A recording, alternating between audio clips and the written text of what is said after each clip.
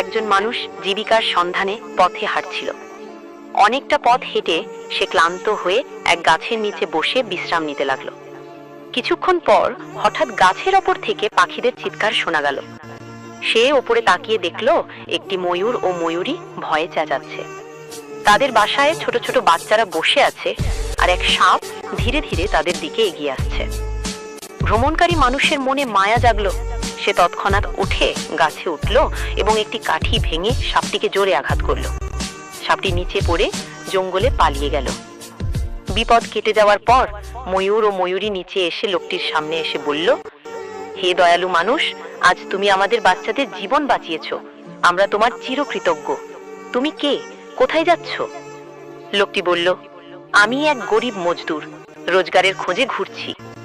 তারা বলল, শোনা যায় এখান থেকে কিছু দূরে এক দরবেশ থাকেন, যার আঙুল দিয়ে ছোঁয়া মাত্রই যে কোনো জিনিস খাঁটি সোনায় পরিণত হয়। যদি তাকে পেয়ে যাও, তোমার ভাগ্য বদলে যেতে পারে। এই কথা শুনে মজদুরটি আনন্দে ভরে উঠল। সে ময়ূরদের ধন্যবাদ জানিয়ে দরবেশের সন্ধানে রওনা দিল। অনেক পথ চলার পর অবশেষে সে দরবেশের কাছে পৌঁছালো। সে বিনয়ের সঙ্গে দরবেশের সামনে বসে কাঁদতে কাঁদতে বলল, হুজুর, আমি গরিব মানুষ, বহুদিন ধরে ক্ষুধার্ত। আপনি যদি দয়া করে সাহায্য করেন তবে আমার জীবন বদলে যেতে পারে। দরবেশ জিজ্ঞেস করলেন, আমি তোমার কিভাবে সাহায্য করতে পারি? লোকটি একটি পাথর তুলে ধরে বলল, আপনি যদি এটি সোনায় পরিণত করেন, আমার সব কষ্ট দূর হয়ে যাবে। দরবেশ হাত বাড়িয়ে পাথরটিতে আঙুল ছোঁয়ালেন, আর মুহূর্তেই সেটি খাঁটি সোনায় পরিণত হলো। মজদুরটি আনন্দে আত্মহারা হয়ে দরবেশকে ধন্যবাদ জানিয়ে চলে গেল।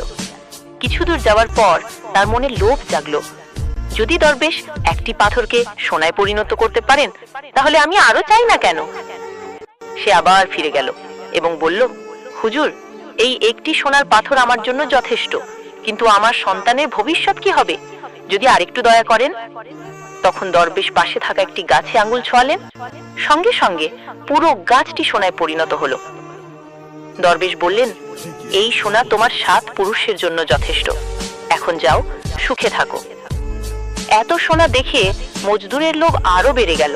সে আবার ফিরে এসে বলল, হুজুর, আপনি যদি সেই সোনায় রূপান্তরিত করার আঙ্গুলটি আমায় দিয়ে দেন, তবে আমার জীবন ধন্য হয়ে যাবে। দরবেশ শান্তভাবে বললেন, তুমি আল্লাহর দেয়া নিয়ামতের প্রতি অকৃতজ্ঞ হয়েছ, তাই তুমি আর এই সোনার যোগ্য নও। একথা বলে দরবেশ অদৃশ্য হয়ে গেলেন। কিছুক্ষণ পর লোকটি পেছনে ফিরে দেখল, পাথর ও গাছ দুটোই আবার আগের অবস্থায় ফিরে গেছে। সে হতভম্ব হয়ে দাঁড়িয়ে রইল। তখন সে বুঝল, যদি সে প্রথমেই